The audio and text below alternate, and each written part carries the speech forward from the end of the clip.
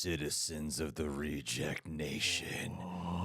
We did not have enough time to light my background, so I'm going to just hold this light here the whole time. You got the moodiest lighting of all. BTS. John has especially built this setup for us.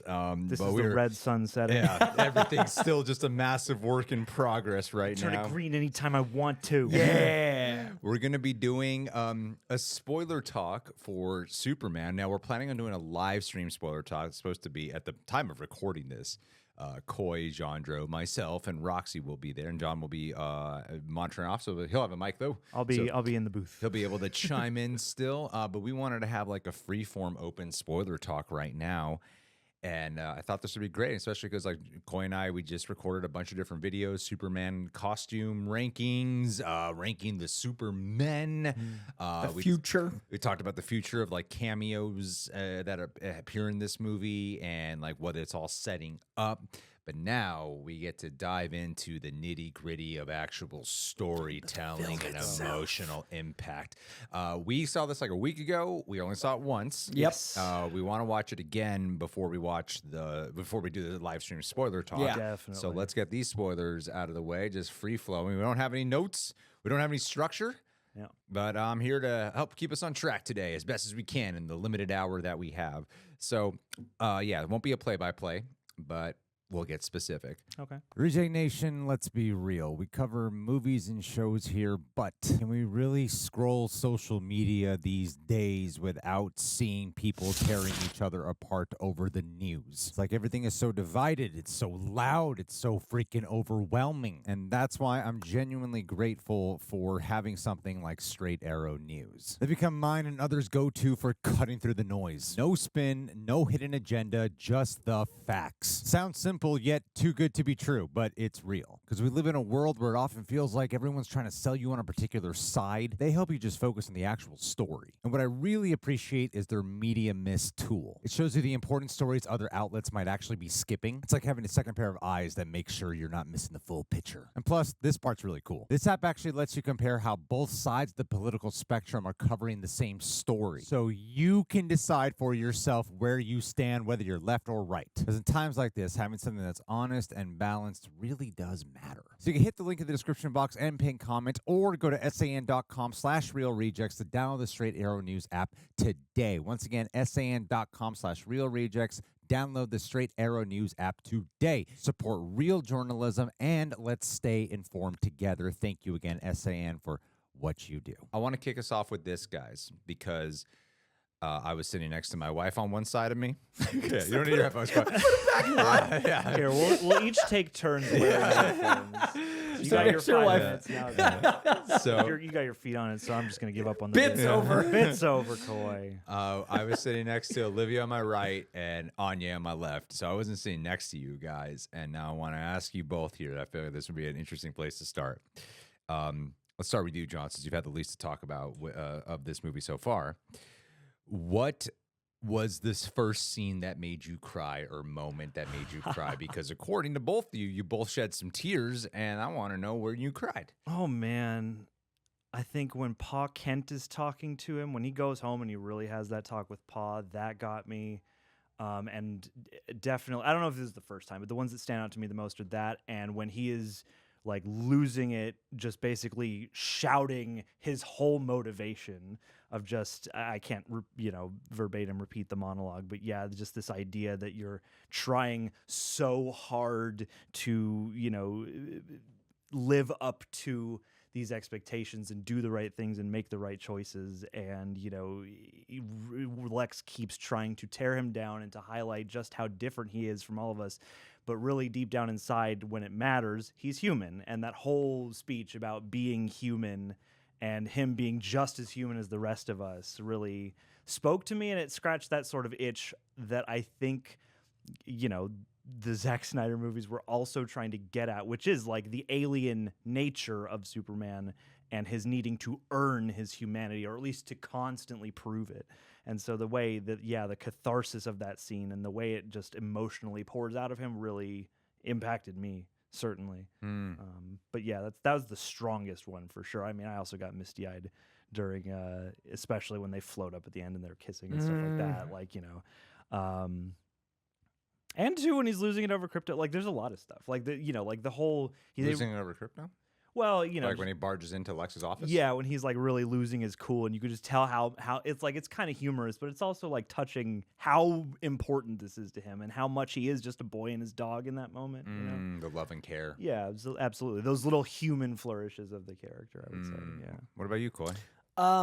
For me, it was the paw stuff the most. What specifically about the paw stuff? So I come from deep South Virginia, and like growing up near the Mason-Dixon line and like near North Carolina, I always had a sneeze. No, I always had a sense of wanting to go to the city as a kid before I knew what that meant. Like I'd watch stuff, and like 0 through 5, I lived in Virginia.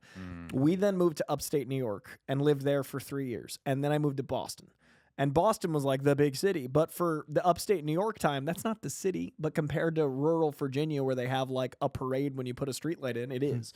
So we were the first generation of my family to like move off the mountain and to like become city folk. But it wasn't really the city. So when I moved to an actual city, it was really crazy for me. And I had this really shell-shocking experience. And then I moved to LA when I was 21. And it was like the week after my 21st birthday, and I lived on my own, and I did the whole city life. So every time I move, it became like, oh, this is really it. This is really it. And I always kind of like looked back at home as different tiers, but I have such comfort on the mountain I was born on and with my grandparents. And my grandparents are closer to most people's parents' age. My parents had me at 16. My grandparents were in their 30s. So I'm only 30 years younger than my grandparents. So Ma and Pa Kent felt like my grandparents, and they felt like home in that rural, deep South way that I really struggled to admit is peace for me. So like I think of home as Boston, but I'm still like me. But when I go to Virginia, like I actually slow down, and I actually like the food's different and the environment's different, and you see the stars, and it's a different slow. And so when he didn't go to Lois because he needed to be there, it felt like when I need like full comfort, when I need my mom and dad, but I need them in Virginia, like when I need my grandparents. So it felt like a homecoming. And to have Ma and Pa Kent feel authentic to what I see as like farm life. Like I grew up I had a donkey, and there was like a tobacco farm, and like I grew up effectively on a farm. Yeah. And And their so characterizations are like way more of that than I ever expected. yeah, for some reason, because like, they're farmers. But Yeah. we don't see it. Like I think that we've had amazing interpretations, but like we didn't see a lot of the farm in Christopher Reeve. We didn't see a lot of like farm life. We saw moments with Kevin Costner and Diane Lane, but they're very Hollywood looking people. And this felt like they had a camera at a farm, and it was a guy with his parents. Yeah. And so that was a lot about me, sorry. But like that, when you ask, it's because of my relationship with Virginia versus the city. And I connect, that's one of the reasons I connect to Clark, is his home is Smallville and he lives in Metropolis. I live in LA in Boston, but when I go to see my grandparents, there's that first 5 years of your life where so many memories and so much of your DNA is that it feels like that for me. Yeah. So I cried deeply. In the movie, it's like the world and a lot of other interpretations often focus on the Kryptonian side, and they show like at the beginning the message he relies on is from Jor-El and Laura, and that is how like the world often perceives him, is like, oh, you are the descendants of that. That's who you are the child of. But when they go to that farm, it's interesting because you only get like a scene or two with Mom, Pa Kent early on, like little tidbits, but you don't get like a real like connection moment till way later on. But it actually makes it more impactful. It clicks more of like, oh, this is your nurturing. This is how you were raised. This is why you are who you are. Not some message from your alien parents or your actual biological parents or whatever identity the world's trying to shape you as. This is why you are the way you are, is because of these guys. Like, so much of this movie is about the choices that we make that define that. Any theme with that just got to me really hard. Like if we're talking about like our personal associations, I think early on what got me is the scene when they are talking about like the punk rock stuff, where Lois is saying, they're riffing about what punk rock is, and it's really funny, and it's a character inside and a Clark. But when he's essentially saying being kind is punk rock, I feel like my nature is not the actions I have to constantly choose every day. Like I feel like I'm a good person because I constantly choose against the betterment of the nature that I grew up in, the nurturing that I grew up with, and the nature I grew up in. And this movie's so much about like you are defined by your choices that you actually make. So if my nurturing in nature is usually instinctually to be negative, to be cynical, to look for the bad, to not trust, and to say like being, and then people used to identify with being like punk rock as like the rebellious dark side. So then to do the flip of that, of like, that is the way the world is. So if you can be different, punk rock being the cool thing is to be kind now, that's what got me so emotional, is because I feel like I have to work so hard on choosing to have a positive, like you guys have seen me. So like I'm on camera a lot, and people have like certain people sometimes pick up on like there's a darkness to Greg, or there's like a sarcastic asshole side to Greg for sure. Yeah, there's a dark side. Dark side. And there's a lot Dark of side. I make a lot of. There's no dark side in this movie. I make a lot of apologies to people around here, and so yeah, like that whole scene with Pa Kent, I see why that's a highlight, because that's what he's telling him is you are your choices, and he's proud of him, you know. It's also that was a sneaky cry for me. Like it was like I was watching and I was like, you guys know, I mean, you might know, these guys know, I don't cry easily with film. I'm working on it. I want to. I feel like I'd be happier, but I really struggle. And I was watching it and I was like,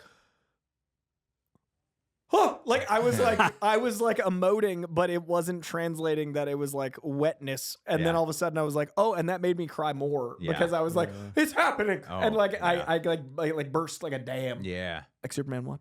But like it was really that and everything with Lois. Oh yeah. I really connect to Lois and Clark in a way that is hard to without getting into an hour of me ranting. Lois to me is one of the most important characters in DC Comics, and I get a fair amount of crap for saying that, but Superman doesn't work without Lois, and the DC universe doesn't work without Superman. So I think Lois is the anchor to many stories, and I think she's the anchor to this film in a lot of ways. And every time there was actual chemistry between these two incredibly good people, one of them was good and they were feeling the responsibility of being good, and one of them was good because they were smart enough to know how to play chess around every situation. And to see these two like vibing and to have that like chemistry, it was one of those relationships that made me like love. Yeah. Like I love when I watch a movie about love and I'm like, ain't love swell?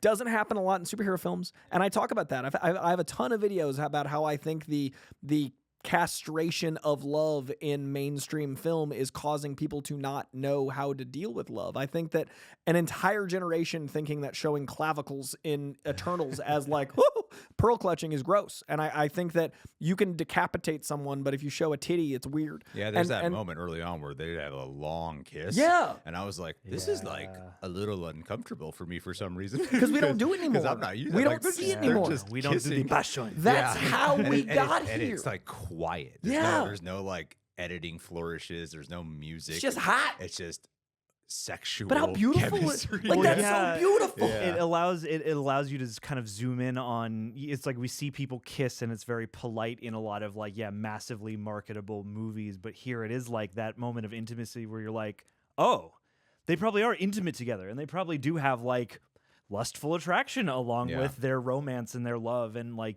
it's nice to feel like they're rounded people that way. And I mean, Lois, that whole scene where they're doing the interview is like the scene that really clicked the movie together early on, when they sit down in her apartment. I didn't even expect the movie to get to that so quickly from what we saw in the trailers, but yeah, that whole debate they begin to have, and this moment that is clearly going from like an interesting work / profession experiment into like a personal argument and a personal, weighing of ideologies and stuff like that, was when the movie started to kind of transcend, I guess, or the first instance of that. Because a few minutes into the scene, I had that thought that I'll sometimes have watching things where I'm like, oh, we're still in this scene and we're still debating, should Superman have jumped in and stopped the hammer of Boravia, and should he have interfered with this? Yes.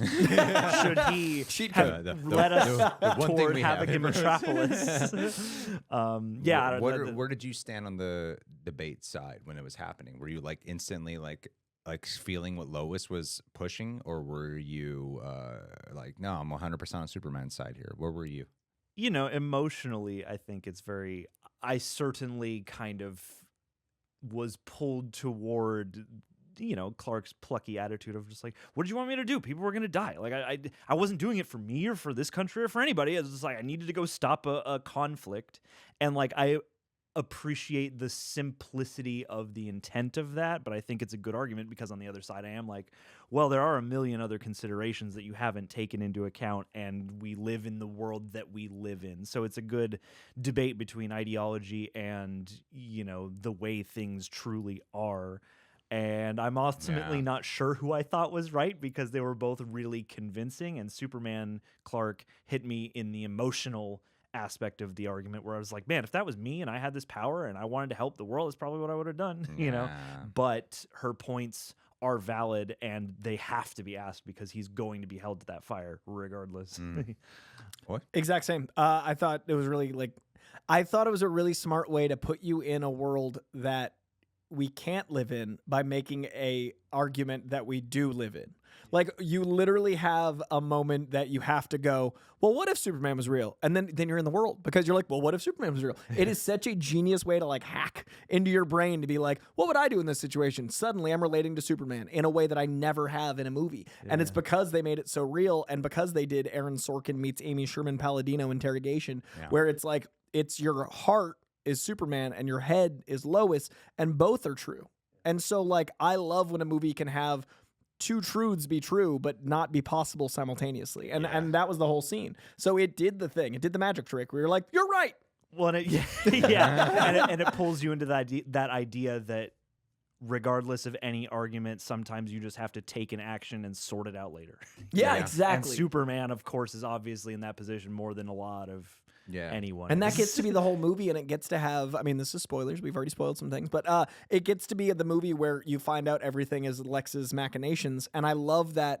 I was so worried about that conversation that I didn't do the movie thing where I was like, of course, Lex Luthor. It got to be a movie where the villain is doing the obvious, but you're not looking for it. You're getting to experience it as someone would, and it still gets to be Lex Luthor pulling the strings while you get to go like, of course, dubious plan. And I love a villain that is behind the scenes and in the foreground. He was in the foreground like fighting and like video gaming and all the stuff we got to see, but I loved that there was that like a Johnny Gossamer novel, Kiss Kiss Bang Bang, where it's like the two stories are one. And that's Lex Luthor. So this also was like a great way to set up Lex in a long game. Like it was a Lex Luthor villain movie, but we have so much more to uncover because of the way they set it up. And they also gave him potential to be like President Lex. They gave him so much power in such a unique way. Well, and his use I thought was great because I think the mark of a good Lex Luthor in any medium is that ability to make you go, oh, well, maybe he wasn't behind this after all. Or well, maybe he wasn't as it seems suspiciously indicating him. And this movie did that a couple times, I feel like, for me. I feel like we want to like hop on a Lex, but you guys got me thinking about something that I didn't actually consider, because during that, I think that is like one of my favorite scenes in the whole movie, the debate scene between Lois and Clark. And like when I'm talking about the being kind really affecting me, it hit me as you guys were talking, like, oh, like I relate so much with Superman in this movie on a lot of things, but I'm definitely more of a mindset of Lois naturally, suspicious, skeptic. And so when she was having the argument, I remember being in the theaters going, Clark, you're looking a little bit arrogant right now. You know, and like there are things you didn't consider, like this could lead to more violence because of what you did. There's all these consequences. But then when it goes back around, because that's me playing the online game, that's me playing the numbers game, the politics. But then when you actually go to the country towards the end and you see these like people, just families and children, it suddenly hit me of like, oh, what do politics and numbers and all this shit matter when it's like children's lives are at stake right now? And that's my point about what I was saying of how that movie of the being kind and having to choose against it. I'm like, oh shit. Like, that's what really hit me there. And you said Sorkin. And then when you said that, it made me think of Steve Jobs. Have you seen Steve Jobs? Yeah, I love it. Have you seen Steve Jobs? Not. Should I watch Steve Jobs? It's basically 3 specific moments in his life that are like a play. And if you look at this film, with Lois and Clark, there's actually 3 specific moments. There's that debate scene that's showing like they're having. That's what's great about it. It's a debate about Superman and Lois, but it's also like their relationship and like can they be together? And he's too idealistic, and she doesn't. He opens up his heart, she closes off her heart. Like it's a lot of great character setup. Then the second scene, from the image of when he's putting up his boots. Oh, the punk rock scene. That's the second development. And again, it's just a dialogue exchange about what is punk rock, and then her and he says, "I love you." And then the third scene was the first scene you mentioned when they kiss in the subway. So it is kind of like a Sorkin structure. Yeah. Right? Specifically if you isolate the Lois and Clark. That. It's like you get like a couple little, like the Daily Planet scene, you get a little bit on the farm, but you don't really get to like meet with them. Right. Those are your emotional respites. Almost. Yeah, with those 3 specific things. And it just kind of hit me in in this moment. That's a really cool observation. Yeah, I like that. Fully click that together. Because it's also like there's a lot of scenes about her talking about Clark outside of them together, but those are the beats where they're together really. Yeah. I like that a lot. Because like I love the Mr. Terrific scene where they're talking about Clark, but it's more context than it is actually their relationship, which I love because that's real life. Yeah. Like you get more about someone's relationship hearing about them talk about it than sometimes seeing it. Yeah. And I love that we got the other side of it when he wasn't there to like have an input, like just to hear about her to Eddie.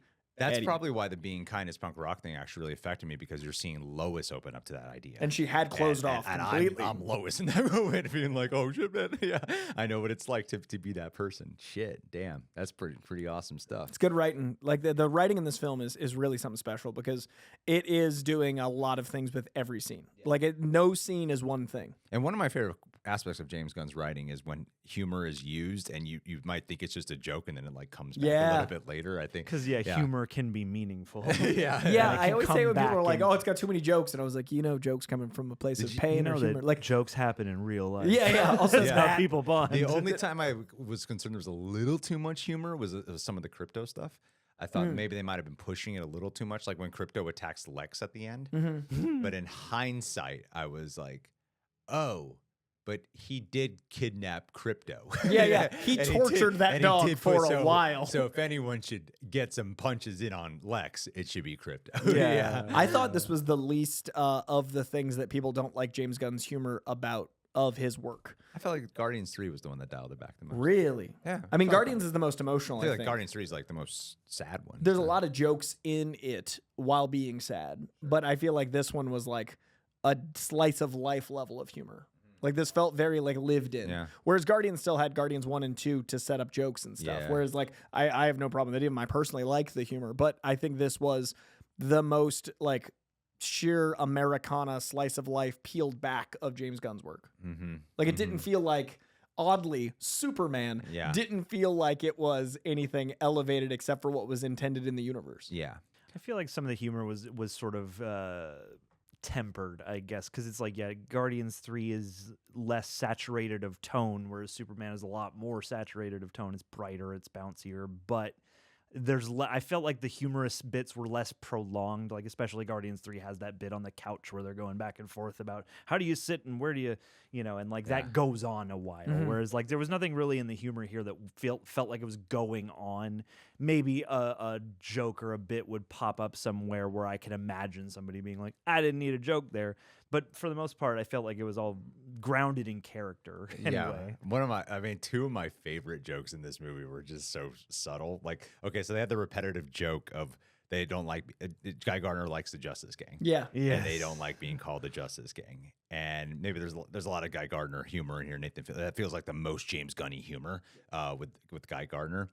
But when Metamorpho fights them at the end, and he's like, "No, wait, this guy's trying to team." And he says, "Like cool name." It's just like he really has him on the team. I did love the reoccurring joke about how everyone finds Jimmy Olsen so hot. Oh yes, the photo when we saw it in like the trailer, I was like, "That's gonna be hilarious," and then it was even better in the movie. Yeah. The joke when Lois says like when she's putting together like all the selfies are actually clues to Lex's plan. He's like, this is from your hot ex-girlfriend, and he goes, hot?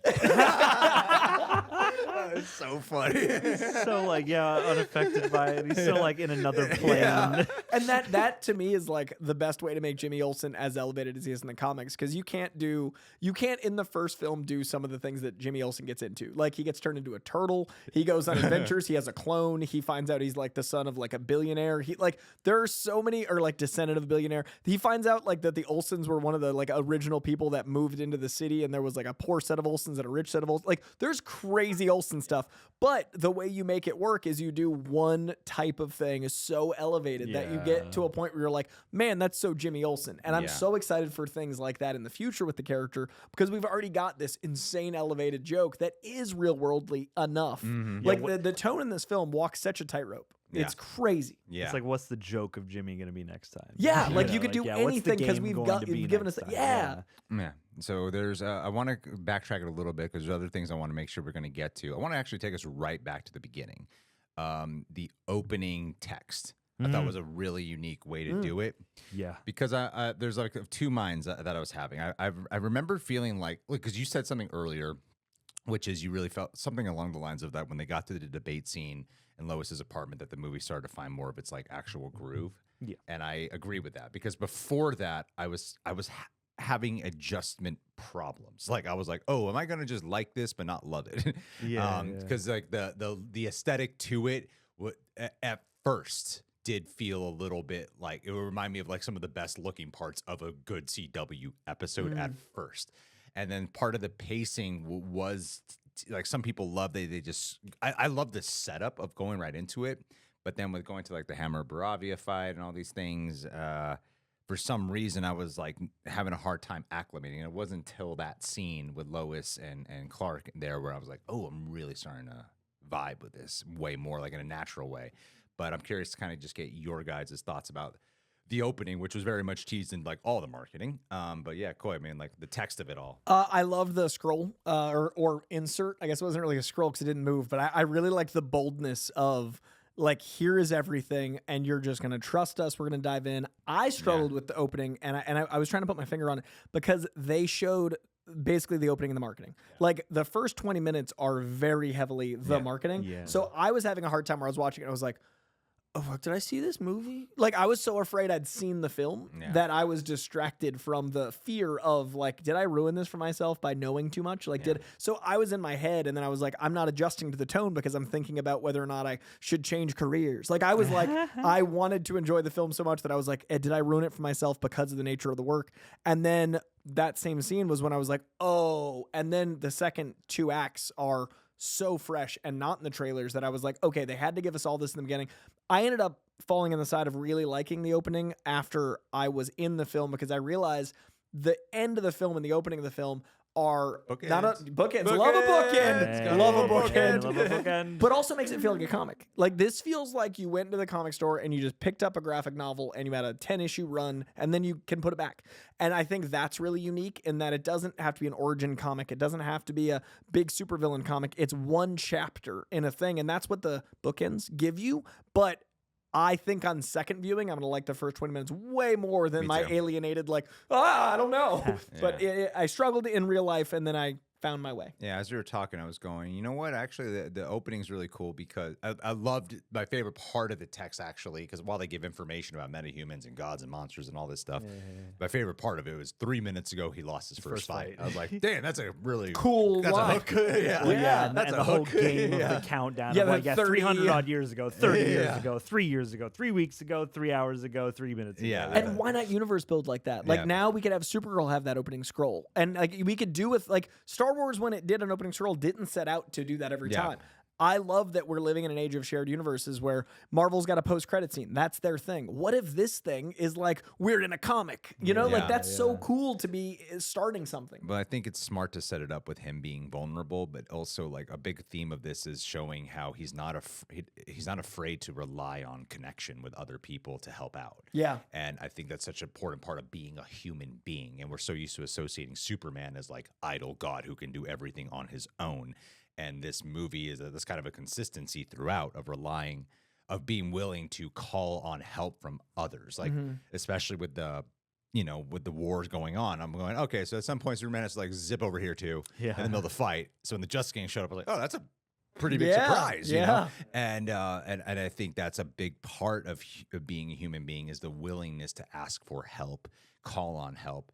Versus, and I think that just makes Superman that much more relatable. But Reject Nation, I'm going to interrupt this video just for a tiny bit to tell you that we were so inspired by this movie. It suddenly got our creative juices flowing. And now we suddenly have 3 new inspired tees at rejectnationshop.com. Can't wait to share them with you guys. The first one up right here, Being Kind is Punk Rock. You might have heard a few of us already talking about that theme of punk rock, and being kind is such a big part of the heart of this movie. And I'm so glad that we got Alyssa Be Crazy to designed this for us. It is a fantastic representation of the vibes and the fun of this film, and of course the theme as well. Another one that we got, the Kryptone sunscreen from the mind of Aaron Alexander. Artists Joanne and Alyssa Be Crazy combined their efforts here. It is a throwback to that classic sunscreen design, but I feel like it is so emblematic of the type of vibe that Krypto and Superman have in this movie together. And the third one, weirdly, personally, my favorite. Hi, my name is Gary. If you guys have seen the movie, you get the reference. And for some reason, it ended up being my favorite one. I absolutely love it. And I hope you guys love either one of these. If you're able to buy any one of them, it is an amazing way to support the channel, support the artists here as well. You get a lot of weird monetization issues. I've heard many YouTubers probably talk about it, and it is a very real thing. So it's a great way to offset some of it, and hopefully you guys get something in return that you enjoy rocking. And it's the way you become a righteous reject. So become a righteous reject today by buying any one of these tees. I can't wait to be wearing these throughout the year, and I hope you guys can't wait to be wearing them as well. Thank you so much. We're going to go back to the video now. John, please, what did you think about the opening parts before we got to the Superman and Lois moments? Yeah, I had a similar feeling, and I am curious to see it again because of what James Gunn said about it, basically this being his love letter to comics in particular. It sort of dawned on me in the earlier moments of the movie that maybe not 100% of the way, because I think it's tried and true enough that you need some kind of 3-act structure.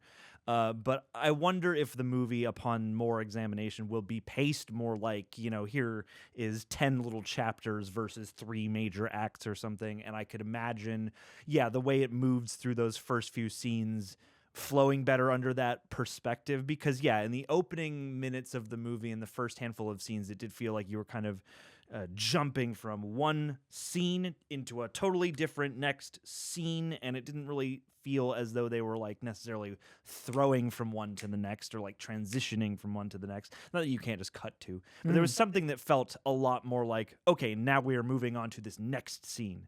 And once, yeah, they started that argument and the scene itself started to go for it's partly duration, but I think it's partly also the fact that they are just having a debate, and it is like, I think even the music drops out during that, and it just kind of lets you absorb the room, and like the fanfare of the fact that you're in a big spectacle movie, I think kind of recedes in a good way for a minute once you get to that scene. You know what I am recalling now is how he's getting healed up.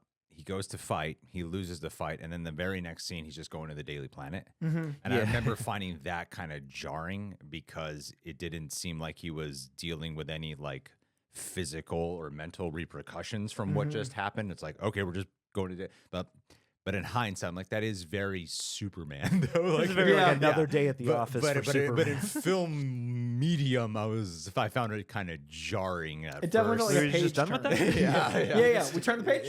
That's it. Okay. Yes, did I miss a page? Did Yeah, somebody exactly. tear one out? Yeah. And that maybe is part of the feel that I'd love to see get grown into feeling natural. I'm biased. I'm a comic fan, but I'd love for us not to think of these in film language as much as comic film language. Yeah. Like, I think it's cool we're pushing boundaries with like translating these things. We don't really see him do much of Clark, huh? Like actual like Clark Kent. Now that I think about it, we don't. Daily Planet. That's really only got one Daily. The Clark unpacking stuff. No, but I mean like the disguise of Clark. Oh, Yeah, him oh, just yeah. being out Being and around reporter in Yeah, Clark. Metropolis. Like they talk a and, lot yeah. about what he does, but they don't actually. Spoilers ahoy. Yeah. Yeah, I agree. It is mainly those two sets of scenes. Yeah. Interesting. It's fascinating. Interesting. Okay. Which is something, yeah, I not that I'm not mad wasn't there, but I was expecting more of that from the movie. I feel like when I think about this movie, I'm like, he's in a suit, like Superman suit, Yeah. for like Yeah, vast majority of this he's. movie. I mean, it's not called Clark Kent. Like they'd made a Superman movie. Yeah, that like, and I 1000%. think that he did great enough as Clark Kent. I had the same thing with Batman, the Batman.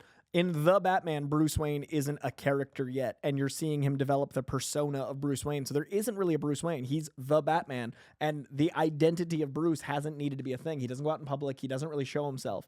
And here I thought it was interesting that it was kind of the opposite, where it was like, Clark Kent's established. We don't have to prove he knows what he is, because David Corenswet in 2 scenes is going to be like, this is a different guy. And like, side by side, different dude. So it was kind of the opposite, where Superman was so established and Clark Kent was so established that I was like, oh, we got our Clark stuff. Moving on. Like, the love of Clark and Lois in that scene was enough that I knew Clark. Yeah. And then the love of Superman and Lois was so clear. So then the scenes in the Daily Planet, his interactions with people, I want more of that in the future, but I didn't feel like it was lacking because we got so much other stuff. Well, it's like Clark was resonant throughout the entire thing. It wasn't like there's Clark and there's Superman. It's like Clark and Superman are one and the same. You felt Superman bleed into Clark, and you like, especially in the interrogation scene, but you also felt Clark in moments of Superman. 1,000%. That was like why he was so relatable. Yeah, that was one of the most striking aspects of the whole movie. Is and I mean, not to slight any of the other performers, but like the way just his personal preferences and tastes factored into the small talk of his Supermaning, even at times, was like really charming. And I was like, oh yeah, he doesn't feel like some god who occasionally dresses up as a man. He just feels like he's just this kid with these godlike powers rather than some guy, you know, even though it is look up, it still feels ground level of personality. That whole thing with the Crabjoy is like so fun. Like, just, you know, we're always like going off on a podcast's worth of like music riffage at the beginning of every video. And I'm like, cool, I know what this Superman thinks of music, which is something I never would have really even imagined. Well, like, even to the personality point, like we're so hopping around here. The post-credit scene with him and Mr. Terrific with the so much with the wall and how he barely says anything, and he's like, sorry. I feel like you just see like the guilt that gosh darn it, I can be real. Like whatever he said. And also like David Corenswet like sells those lines. Like there are so few people that can gosh darn it. Like it's so impressive. Very earnest stuff. Yeah. I want to bring it back to Lex though, because you guys were bringing him up, and then I kind of took it away here. John, you've been watching a lot of Superman animated shit with Coy, and that's like a big part of your association. That's how, like, you know, Jesse Eisenberg. What did you? Justice for Jesse. Okay. What did you? I know. I actually like it. I like watching. Yeah. I like his performance. What did you think about Nicholas Hoult? You know, I was curious about him going in because I know he's a terrific actor. I've loved his performances in a lot of stuff, and I know that especially lately he's been out here showing the range. And this was one where I was like, okay, I get the chops, and I'm curious to see how the stature feels once he's actually lording his intelligence around on screen. Because, you know, I associate Lex Luthor with being obviously much brains, but he's also like a physically capable dude, it most often feels like, and I feel like Nicholas Hoult to me presents as a bit of a skinnier, lankier guy. But happily, I mean, from those very opening moments when you're watching him just sort of like delegating attacks and blows and stuff like that, I got just really swept away by his presence and by his level of condescension, his, sort of the humor that brings to his character and the humanity that brings to his character. And yes, the game, multiple times throughout the animated movies we've been watching, at least the better ones, you know, there is that thing. This just was happening during Crisis on Infinite Earths, where part of me was like, oh yeah, maybe he didn't. Maybe this wasn't a very Lex-oriented thing. Damn it. You know, he got me again. He got me again. And, you know, and so this movie still had elements of that. And I think bringing him into this story as somebody who is manipulating a geopolitical problem between two warring nations and having it be that, you know, he's just trying to protect the political process around this when actually he is fueling and creating this I forget what the fallacy is, but, you know, creating a false, you know, is it a false flag when you create some kind of conflict, you manufacture an enemy, and so, you know, you can reap the benefits of, you know, supplying various weapons, getting or whatever. half the country's just all land. That stuff felt like a really cool way to make it what I understand as classic Lex, but also something that, while this movie isn't trying to be very much commenting on the here and now, it feels relevant to the here and now. It feels like the kind of conflict that someone in this position in our world would manufacture, and that Superman would be called to mitigate, or at least expected or not expected to mitigate. So between the performance and what they wrote for him, I thought he was terrific. Any worry I had about not believing his formidability was pretty much wiped almost immediately. And I mean, he does take a pretty sinister turn when he does the whole like Russian roulette thing and stuff like that. Like that was, I didn't actually fully expect them to go where they went with that. And I thought he was terrific. But what did you guys think of him? As soon as I saw that sneer, that pure like glee of Superman being hurt, and it was like a mix of like pride and envy, and it was just every bad emotion like we try not to feel. All the feelings were taught rightfully to like try to not experience on one face. Like he managed to like get all the bad inside out on his face. And I was so impressed that he like stayed there as long as he did. He's an actor who always has a really unique process when he talks about acting. And he's an actor that I think has so much range that he doesn't get credit for. Like, I think roles like the war boy, like Nux in Mad Max, is such a hard role. Like, that's such a physical and insane and high energy role. But like the Academy and like BAFTAs, like nobody talks about that stuff. So I feel like he's one of those actors that's like the fun version of Meryl Streep.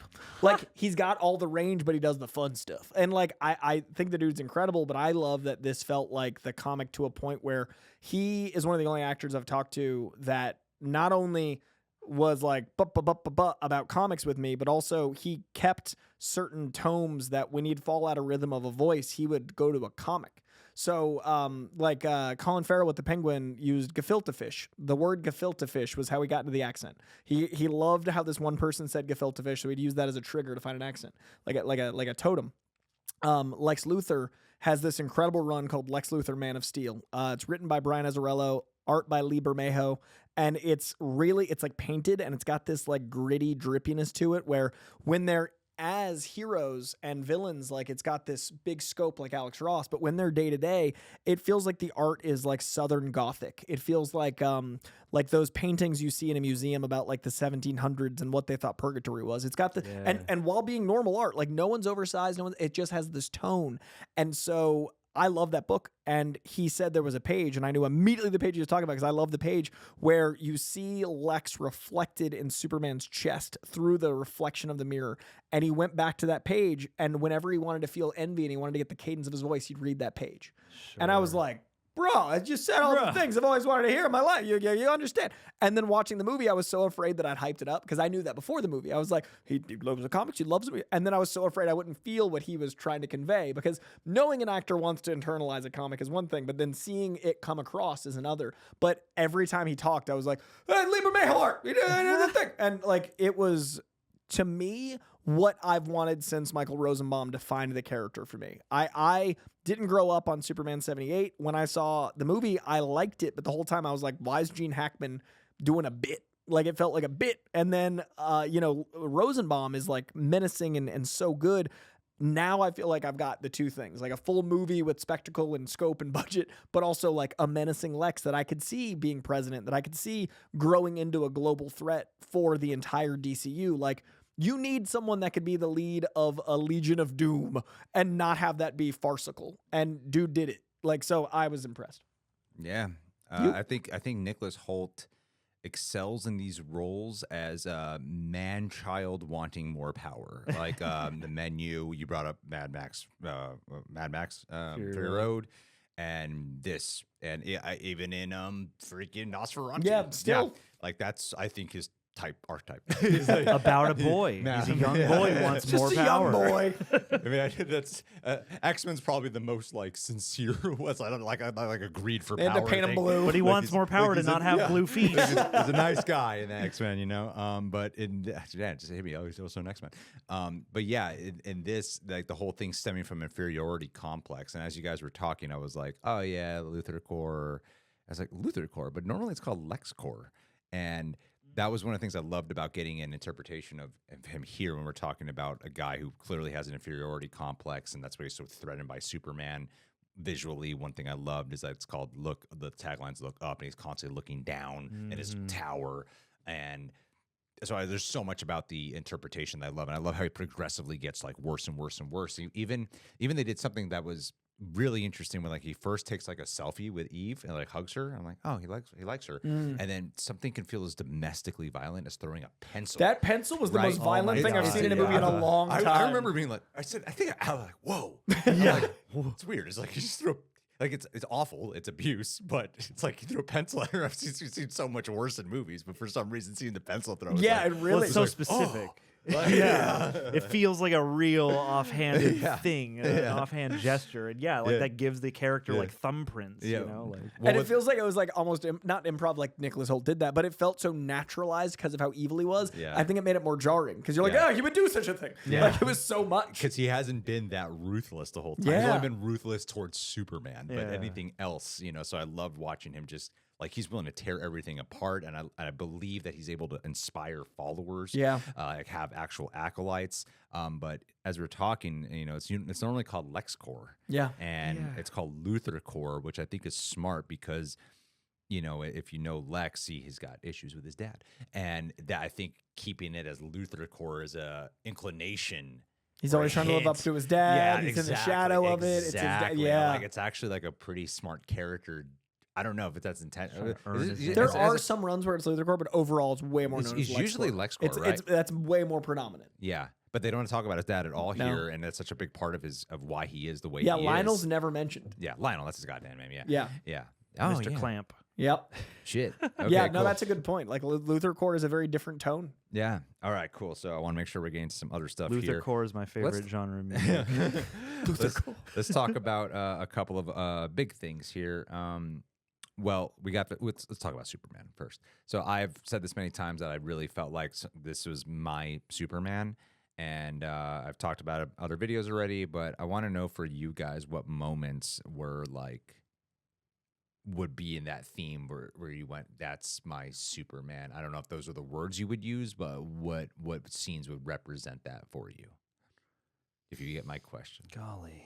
Yeah, those like quintessential Superman What are moments. those? I mean, honestly, the first thing that always comes to mind is that trailer shot, like that shot where the canisters are exploding and he grabs that little girl and like braces the back of her neck and like, cradles her form in his. But what was she doing?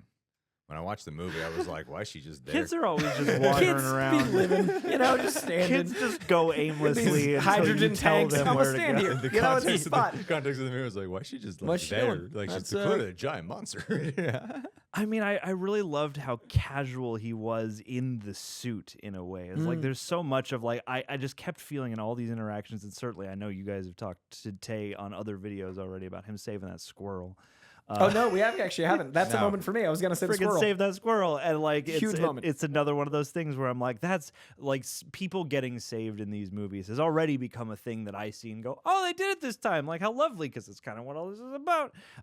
But the fact that even this little creature that there are a million of out there matters enough Yeah. to Superman when he sees the opportunity is really lovely. Obviously, again, that breakdown moment of him just expressing his humanity, his earned humanity, was the biggest one. But I'm curious to know what others you would reach for. Kaiju fight in general with him trying to hold up all the buildings, because like Superman, Yeah. I see as a force of great strength to defend. I know he punches. I know he's a guy that gets in fights, but to me, that's the last thing he wants to do. Like Superman doesn't want to throw a punch first. So I loved that the first big action scene was him stopping destruction. Like the buildings falling was showing great strength. It didn't make him a little bitch. Like we had to talk about like just the idea of him being weak. He's physically and so strong, but he's stopping buildings. So like the kaiju fight in itself is trying to save people, save the kaiju, save. So those elements of the squirrel, those elements of the little girl, but overall, like it's him trying to be everywhere, and he's trying to stop things from being violent, not cause violence. So on the macro, that is the first scene meant a lot to me. Like that was such a Superman decision to show him stopping violence. And then, I mean, I loved that the mislead of the Justice Gang going to the war and him trusting to have the life saved of the little girl, him trusting to have his friends be able to support saving others. Like, you need to believe in other people and you need to be able to do the thing you promised. He was always making choices, but he was always like doing the right thing, but it never felt obvious. It never felt like, oh, of course that's the right thing. Like this film was about choices. We got to watch him make choices. He didn't choose to go to the war-torn country. He did join them, but he chose to save the girl he promised to save. And like there was something just really beautiful about even in moments of pure rage, seeing the human side of rage, but not seeing him harm anyone. Yeah. Well, yeah, and seeing the weight of those personal, like even him being as distraught over the bots and stuff after the bots are all massacred, and the lengths that he goes to for the sake of Krypto. Yeah. Like this stuff makes sense, obviously, but the way he portrays it combined with like they're robots, he doesn't have to care about. There's a whole joke that everyone's litigated about whether or not they have feelings, but like he is such a good guy, and these are his helpers, and they are remnants of his home. Of course, he's gonna care, or his dog. You know, like yes, super dog. It's whimsical, it's silly, but also like, of course, that's big important. Yeah. You know, and that's something that is a very human detail, and it's those things that feel very unique to this movie. And yeah, those are. I feel like there's so much of the Superman performance and character that are perfectly synthesized between writing and performance. Yeah. I mean, all life is precious in Superman. I mean, we talked in another video extensively about why I love that scene so much. So I'm not going to just repeat it because I imagine I'm going to repeat it in the live stream already. So watch that other video.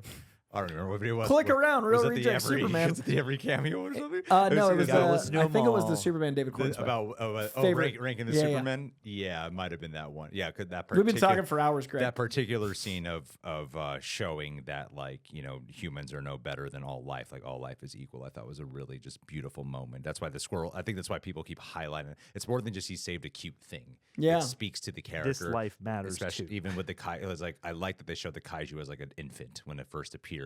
That way, you as the audience can also see it as an infant when it's like this massive creature versus the trailer when you see it, you're like, oh, big threatening thing. Right. When you're like, oh no, this is just like an animal. Yeah, it's just lost. Yeah, it's an animal who's lost. So it's sad. It's actually sad what happens to it. I also got a lot out of the interdimensional pocket dimension because that's weird shit. And I feel like Superman doesn't get as weird as he is in the comics often. Like Superman is a golden age character, and comics then were just like, what if we did acid and wrote about it? And now we have some of that with All-Star. Now we have like some iterations of like adding in some of those like weird choices. But I mean, we talked about All-Star Superman, how it's like a 5-act structure and it kind of like goes over. It doesn't feel like a narrative. It feels like unique. This didn't adapt that story, but I see why James chose that image to say this is going to be tonally different than you think. And I think the cosmic portal, the portal pocket dimension scene, I loved Superman flying and using the Z-axis in such a strange way that was so disorienting, but you always felt like he was in control. Like I don't know what combination of drones and green screen and like what work they did to make me believe a man can fly in a new way. But at no point did I feel like the camera was like alive. Yeah. And so when Superman is flying, and whether it's in the final scene with more destruction and catching the building in such a unique way, saving the people in the cars, or it's the pocket dimension, whenever Superman flew, it felt so like someone walking. Like it felt so like doo-doo-doo-doo, but fast. You know what I mean? Like the flight to the Fortress of Solitude, like that felt like Top Gun. That felt awesome. But when he wasn't like, it felt like, oh yeah, I can just do this. Like the Z-axis meant nothing, and I love that. It was so like that, like a character, but Corenswet had to act that. Yeah. And I feel like people don't get credit, once a stunt is happening at like the acting during it. So like, I think a big Superman moment for me was when I was like, oh, that guy can fly, crazy. Like I didn't think of it again. And that's incredible work because, spoiler alert, I don't think David can fly. Well, and they do convince you really nicely of the camera because like so much of the flying is done with angles that would be rather impossible to achieve with just a cameraman. It's like, that's part of the difference between like the Lord of the Rings and the Hobbit, as you start to notice in like the Hobbit movies, the camera's like whooshing around in places you could never get a camera. And in this movie, I was frequently marveling at in the flying sequences how it felt like they skydove a cameraman up there or something, because they're these crazy wide angle lenses and they're moving so kinetically that it all feels like you're there somehow, even though it's impossible. And that's an element of movie magic, and I think that's a thing that we are up against with blockbuster cinema, and one thing that I think is a little more off the beaten path but is crucial to a movie like this, a big spectacle, an important spectacle. You got to be able to show us some movie magic that's unlike anything we've seen before. Right. And that was an instance of something where I was like, this might not be worlds away from things I've seen before, but this is a new version of flying that feels viscerally different than what I'm used to. Yeah. What did you guys think about we only got like 13 to 15 minutes left, so I want to make sure we're staying Sure, a sure. little tight right now. All right, let's go. So the action was the Loved thing. it. Move on. Like when it comes when it comes to action scenes, you know, that is from the previous iterations of Superman, specifically the Snyder time. Like action was the main thing that was like talked about a lot, and people were really wondering how that's going to turn out. And like I think on like a visual cool level, still my favorite fight would probably still just on the visual side, the Smallville fight, but emotional context. I feel I got so much more out of the fights here, even if I don't feel like if I was just to pull up a clip of the fights, that's what I'm trying to say. If I just pull up a clip or just get some snippets, I'd be like, well, the Snyder one looks like cooler, just that. But context, emotional wise, I'm like, I actually prefer this stuff because I'm so like when he's like flying back to Port Salatu when he realizes Krypto's been kidnapped. Yeah. Like that, you know, like the flying is so cool in Zack Snyder's. But that scene, for some reason, I'm like, damn, there's just like, I'm so hooked into what's happening, why he's flying right now. Yeah. Yeah. Well, yeah, it's all the content. Like, this one doesn't have as much of a like, oh man, that's the oh shit action sequence. But every action sequence, There's like a cool moment where it like, comes up and it's a spinning thing. Yeah, That's, like, yeah, cool. yeah. It's a pretty No, cool little well- bubble moment. I like the bubble moment. no, Nice I'm not. little wonder. I'm not saying. Yeah. I think there The are Superman things. stuff I'm talking specifically. Oh, okay. Yeah. I'm saying there are things within every action scene, though. Like, there are memorable parts, moments, motifs, images. Like, it might not be like, oh man, this one sequence is the showstopper of the movie, but every action sequence has its own little showstoppers therein. Yeah, I yeah, feel that's like, true. yeah. Even with like fighting Ultraman, that Yeah. reveal. Oh my goodness. Those titles. That was the one thing I kind of saw coming. Yeah. Yeah, I mean, as a comic fan, I was like, they have one of two options. But I personally had a weird thing in the action where it felt like a comic because there were like 10 action scenes. Like, it didn't feel like a movie where it was like third act, big action. Yeah. It's like we've been having action a lot. There's a Like, lot of if there's action. issues, and each issue has to have action because I don't want to have wasted $4 in this book. So it has to have a lot more action. Action's part of the character. Yeah. So Yeah. to me, I think the first flight sequence in Snyder's Man of Steel is incredible. I think there are moments, but as we talked about in the ranking Superman videos, I always talk about Daredevil being some of the best action because you care about Kingpin and Daredevil. Like, punch landing twice is very important to me because it will literally, whoever's punching, I care about who's receiving it and who's punching. Yeah. I need to be invested to remember my emotion of the action scene more than like shiny. So for me, the action here was really interesting because they had different tones depending on who was fighting. Like, I loved that Guy Gardner influenced the humor of the fight. Like, the middle finger, the constant middle the fingers. first one, I was like, did I just? And then by the second one, I was Yeah. like, you son of a bitch. Oh, every And other then- one is a middle finger. yeah, and like that's so funny, and it's also big and shows power. Then you've got obviously the Mr. Terrific's character that shows like this is a man who has the technology Lex does, but look at how he's using it. Look at this intelligence. Look at how it is. And then you've got Hawkgirl, who's just like feral and like fierce, and you've got like the screech. That was cool. like all and. So to me, the action was more dynamic because it was more character built. Yeah, and then exactly. Superman never felt like he was shortchanged by someone else having a cool moment. And sometimes in superhero movies, if it's called title character and someone else gets the beat, you're like, Yeah. and I did not feel that. Instead, I was like, Superman's the core. And then look how great the world building is. Oh, that- yeah. No, what I was just gonna say, like, that was one of the crazy things. Like, there's so much action in this movie and so many highlights. And Mr. Terrific's Wonner got an It applause. was crazy in our theater. People And applauded. that was like 100 people. Like- I cannot wait to see that with 300 people. Like we went to a screening that wasn't like really as a hype of a screening as you might think. Like, people were actually kind of reserved. There wasn't as many people as you would think. It wasn't jam. It wasn't a movie premiere. There were screening. space. I'm in the losing room. my There were- mind in anticipation of a full house. There were Yeah. there were a lot of like, you know, people who were critics, who were like cynics, ready to like, let's judge us. Also, And so- producers that were like, Yeah. So so like when Mr. Terrific scene, the Wonder got an applause. It was like, oh shit, that scene really worked. It was like Yeah. one of the coolest scenes in the movie. But even though there's a lot of action in here, that's not what anyone was talking about in the lobby. Everyone was talking about how moved they were. Yeah. You know, and because that's the thing is, as you were talking, I was like, well, that's why the action hits, because I think like I love the style of Snyder a lot in the fighting. But when you know, phrase style over substance, but if you have such good substance, it elevates your style so much more. Oh, yeah. Yeah. and I want to real briefly, I want to kick it back to Donner. Like Dick Donner's action is so interesting because it's so about like global. Like Dick Donner's action was always like the macro and to show Superman affects everything, and like it's California falling Yeah. into the ocean, and it's like it's so big. But it's really interesting to look at like Superman had to be so disconnected by like doing these larger than life things that then Clark Kent had to be so different and small. But since I think David's Clark and Superman feel so similar, there's also an emotionality in even a big war or a big action with a kaiju.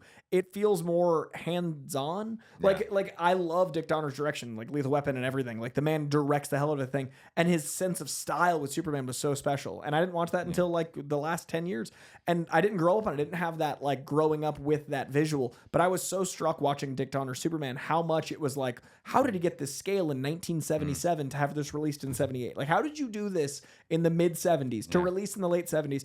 And I think that style informs a lot of superhero films to this day. What I love is that this film didn't try to go global. It had global effects and it went physically global, but at no point did it not feel intimate. True. John, you've owned many a dog. Let's talk about, I want to make sure, but before we wrap up, okay, let's hit Krypto, Authority Girl. What's her name? Authority Girl? The engineer? The engineer. Gotcha. Oh, I thought you meant someone with authority, and I was like... Engineer, and I just want to touch on the mid-credit moment. Sure.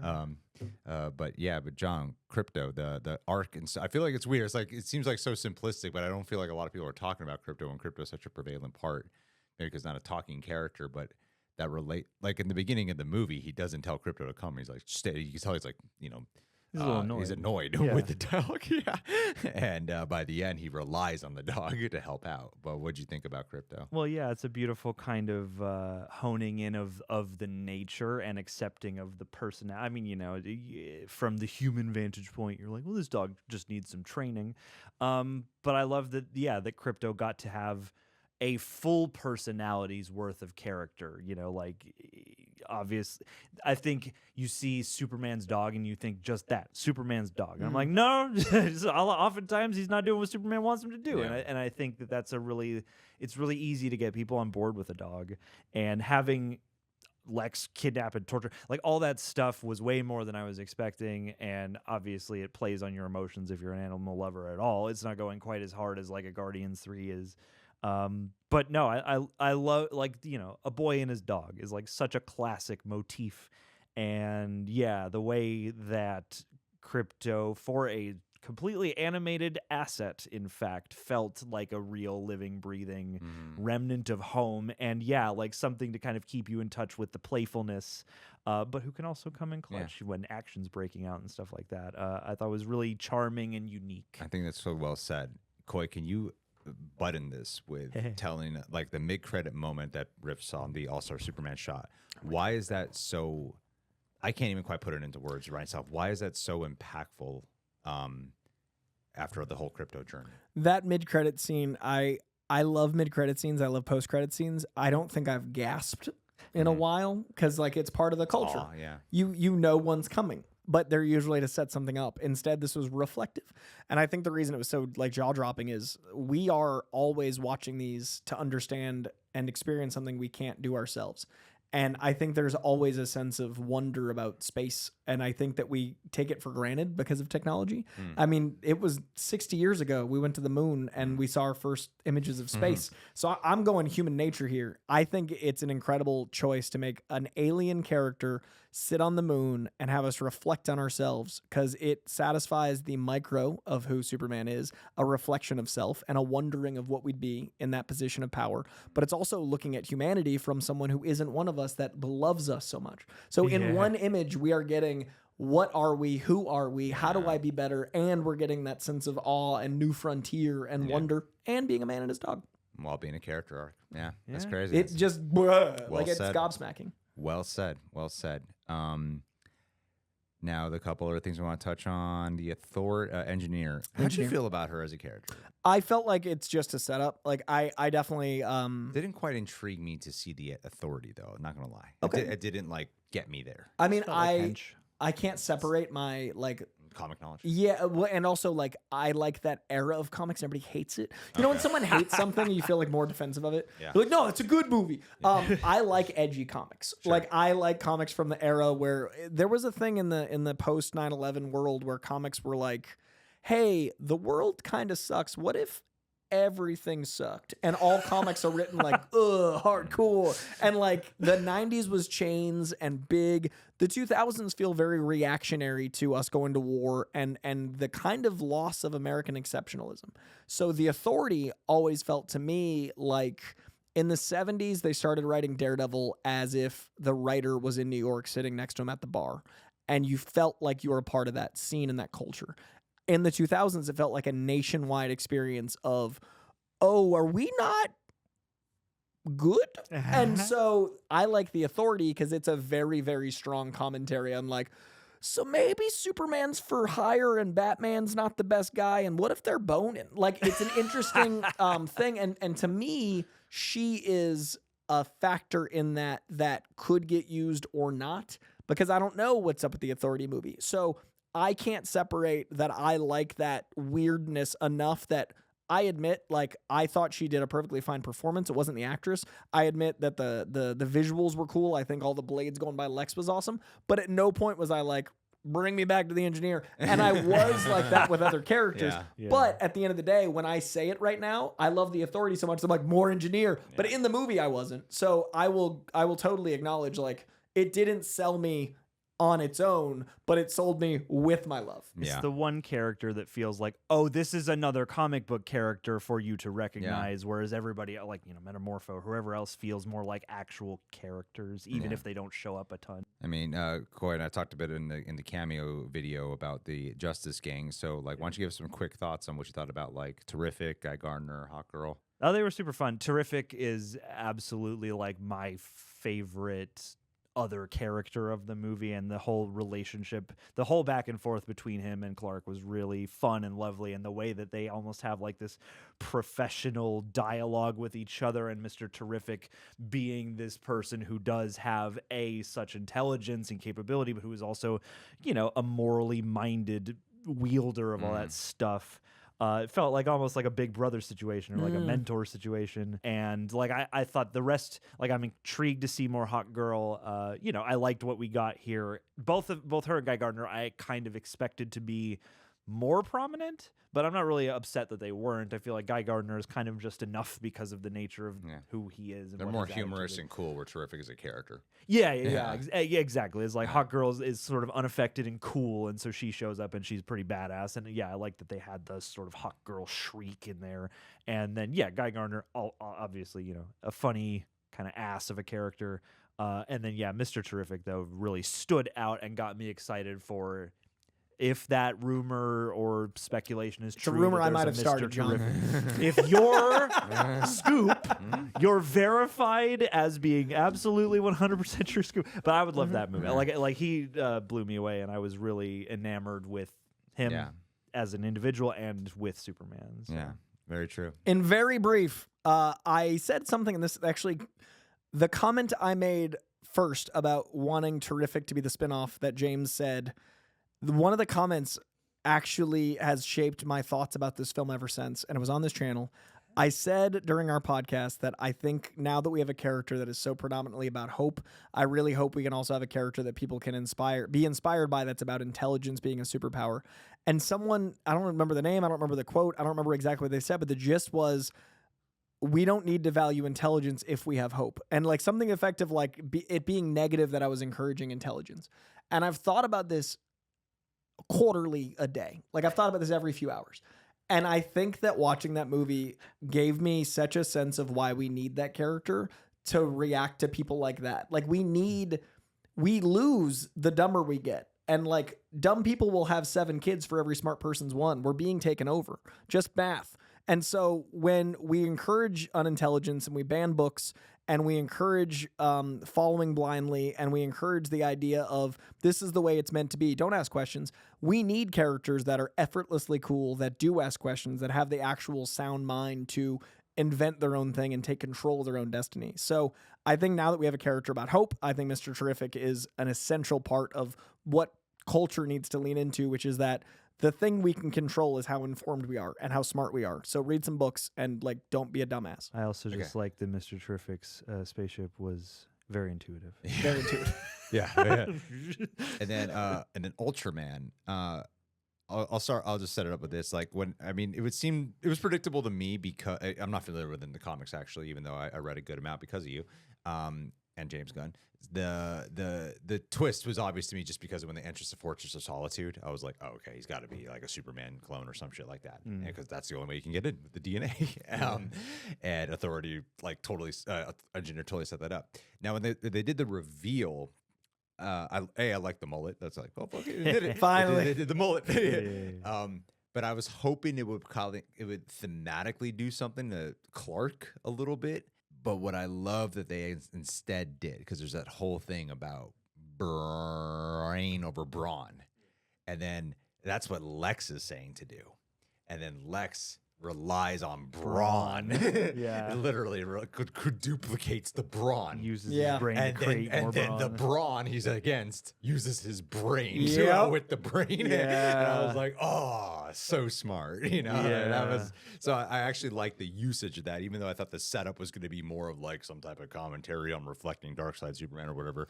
Or nature and nurture. and all that stuff. Yeah. But I thought like the twist with that was cool, and the fight was pretty cool too. Well, and stuff like that makes up for again, like I don't really hold it against the movie that's like a pretty obvious twist you could see coming, because it earns it with choices like that. Yeah. You know? Like it justifies it and it makes it more interesting, so that you're like, oh, the point wasn't a reveal.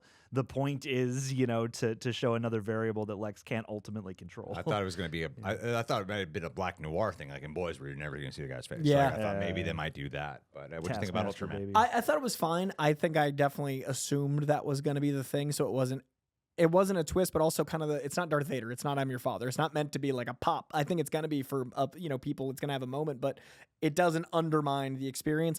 I'm not big on man fights self as a literal in metaphor. Like I think it's one of the things in Logan that I don't love is Logan v Logan. I would have rather had that be like Sabretooth or someone that's like more of an abstract commentary than like man versus self. Sure. But I do think the use of the payoff is worth the getting there. So I think he needed a formidable foe. I think you don't want to use on just the business side, you don't want to use too many villains up front. Sure. Like, I think it's a good first villain because you've got Lex as your big bad.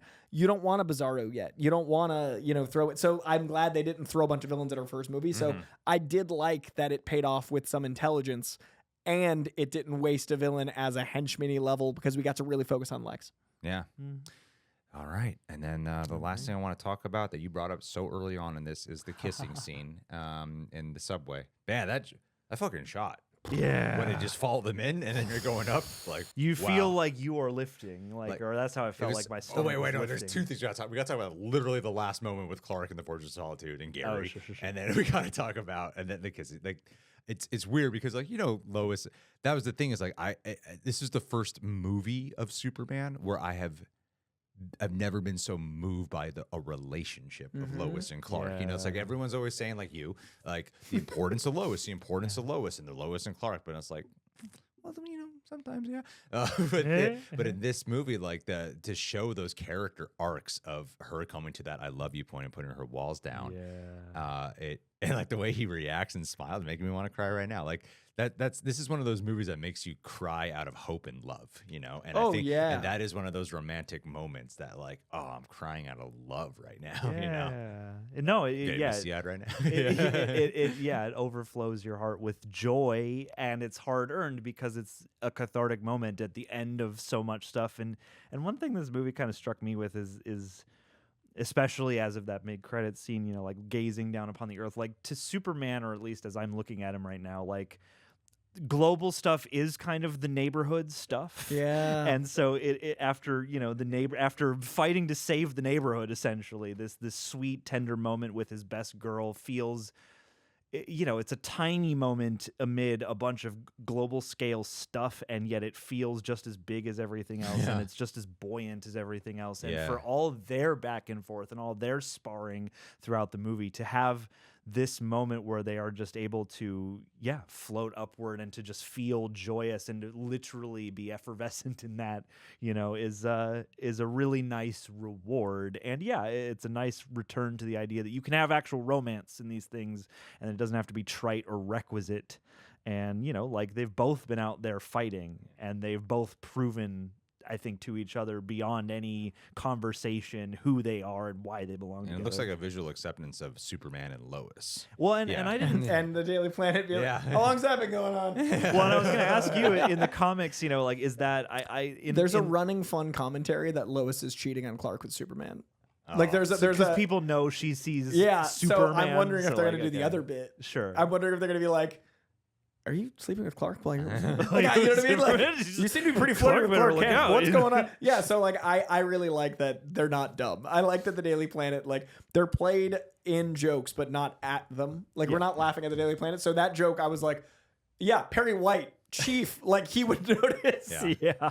That was great. Yeah. That's great. The final moments. Wow, again, the way they handle Mom, Pa, Kent, dude. Like you don't get them much of them, but they're so impactful when they're there, and you see like the upbringing in those final moments with the home video footage. Yeah, I love the whole Gary thing. My so God. funny. Yeah. And do you see that he's Gary's credited as also Gary? in it. Yeah. Do you see that he's credited in It's such a funny, yeah. He's not number 4. It's Gary Allen Number Tudyk. 4's in Yeah. there. Gary's also in it. Yeah. So is Gary. Like that's such a funny line. But yeah, that moment. Really quick. Oh goddamn! Just keep the other stuff. That is something that pulled me out in the beginning. I was like, "That's fucking Bradley Cooper." Yes. Yeah, that's And that think other I actress think who that I might have recognize, I affected can't me. name. Yeah, Oh, because that's I was really like, funny. I am so distracted by the fact that it's Bradley. We haven't even speculated on whether about the whole thing with the message again, but it's so much about choice. So even if the message is true to be that, or it's a manipulation of the language of him saying like, no, you should be leading these people because you'll have powers. Like that's a big debate that we can have. Go watch Spoiler the DC, talk. Go watch the DC Studios podcast. We're Coy and I are on there with Brandon Davis and Frankie and Tyler. Whole thing. So yeah, we're just spreading out our talk everywhere. But yeah, I mean, who won? Coy, you touched on it. The final moments with the Pa Kent when they say, "Do you want to see your parents?" God, I mean, like that's your Guardians 3. Like I love. So I don't talk about this a lot, and because it isn't a factor in my life a lot. My dad, that I call dad, like my dad adopted me. Like my dad is not my dad, but he raised me. He got me into comics. Like he's been in my life since I was 2. And so like when my parents got married when I was 5, like he gave me a ring and asked if he could marry my mom, and I'm at the wedding with them. Like I'm a part of that. I've never felt adopted, but when you're a kid and you are adopted, every so often there'll be a moment of like, what would my life would have like if I was that guy? And like, I don't have any relationship with my bio dad, and I got nothing against him or for him, but there is that question that you have biologically. And so as I get older, Superman resonates more and more because city life versus rural life and choices I made and spectacle. And then I've also got this thing. And so it's really cool that I can like talk to my dad about Superman and feel like I got like Pa Kent. Yeah. You know, so like wrecked me. Like I was a mess. Like I was just like watching the scene and just being like, oh, so if we react to this, Greg would be happy. This is the one. Why isn't you there a guys, camera pointing you at guys me want now? a thumbnail? So yeah, that end scene I think was a very effective resonance image for anyone that loves their family, that anyone that cares about anyone. Like you get a celebratory punk song while it's spiraling and you're looking at like key moments in your life. And as I get older, I'm really aware of mortality. Yeah. And I think about death all the time. And I think now in moments of like in my montage, this was a moment. And I thought that during a montage. I thought during the end of Superman, I was holding my fiance's hand. I was crying. I was at an event that I fought for 10 years, that I've worked so hard to be a comic person that's relevant in the studio space, that like, you know, James is back there who I really respect the work of. And there's a lot of people who I don't respect. And he is one of the people I do. And I get to work within the studio system about this film, and I've tripled down on this movie. Like I've been so enthusiastic about this being good. And there was the first, oh my God, this is a movie that's I'm gonna remember the rest of my life. Second, there was like, oh my God, this moment is in the montage. But third, I was like, oh, what a relief. I get to talk about this for months and not like, and so all of that is happening while he's spinning around and having a montage. And it felt like a montage beat in a montage, and it really wrecked me. Yeah, you're so right. Like so many, I feel like we've been programmed by comic book movies to be like, it's exciting, it's fun, I love it, the future. And I think a lot of us weren't expecting to be like, I was so moved by that film. Like, I think that's like the last thing. And We sat still through the whole credits. That is how this movie surpassed high expectations. Yeah. Because I'm so used to, like, all of us, of certain, like, things they got to check off of, like, what you have to be satisfied with, that I wasn't even thinking, like, oh my God, I wasn't expecting to be so emotionally enveloped and moved and want to change as a person. like that is a surprising feat. But yeah, that moment just shattered me too. That was beautiful. Yeah, I couldn't have said it better. There's more stuff to talk about. Media, monkey bots. Monkey bots! We didn't even touch on Metamorpho. Supergirl. There's Supergirl. Supergirl. We talked about that in our Yeah, video. John? I want to know your Good thoughts. intro? Actually, yeah. No, I want to know really your thoughts quick, because you haven't read the comic. Because I was telling Coy that because I didn't read the comic, I actually was thrown for a loop because that's the thing is, like, I've seen other iterations of Supergirl, but not drunk Supergirl. These So- are the three tiers of yeah. awareness. I'm obsessed with the comic. He's only halfway. Yeah. What did you think? But I'm halfway after watching that, so I didn't read any until I saw that. Well, it's fortunate for me that we have watched some of these DC animated movies recently that are a bit more Supergirl centric, and I mean, we just did the Legion of Heroes one, so I'm at least more used to the concept now that she's got a similar story to Clark, but someone who's like really struggling to figure this out, find her place, and I thought that was a fun but slight, I think for your average viewer who doesn't know this, who is more in my shoes, you might not expect Supergirl to be introduced in a way that some people might view as undignified, and I thought that was really fun, and from what I understand, true to character, and from what I have glimpsed in the animated stuff, true to character, and it immediately pulled me, and I was like, I want to see them, and I'm excited for what I imagine will be some brief appearance from David Corenswet in the Supergirl movie at some point, perhaps, maybe. I thought it was a great introduction, and from those brief moments of just seeing Milly Alcock's personality, I know it's not fully on display, but it was another one where I'm like, get her in the suit. I can't wait to see it. Okay, glad you liked it. Glad you liked it. And we'll touch on Metamorpho. Hopefully, they're in the live stream. Yes. live stream all the for stuff that you guys didn't hear here. Comment in the live Gotta leave stream. some- And we know we'll repeat some of this too. Rick Flag we're- Senior. Yeah, there Yeah, you go. Frank Grillo. Yeah. More things and posted theories and stuff. I had fun talking about it. It's a 2-hour movie, and I feel like I could talk for like 10 hours. Yeah. Absolutely. Thank you both for this. Thank you guys for all who watched. And excited to keep talking about Superman. At the time of uploading this, tune in tomorrow for the live stream. Oh, Hey. See you guys. see you tomorrow.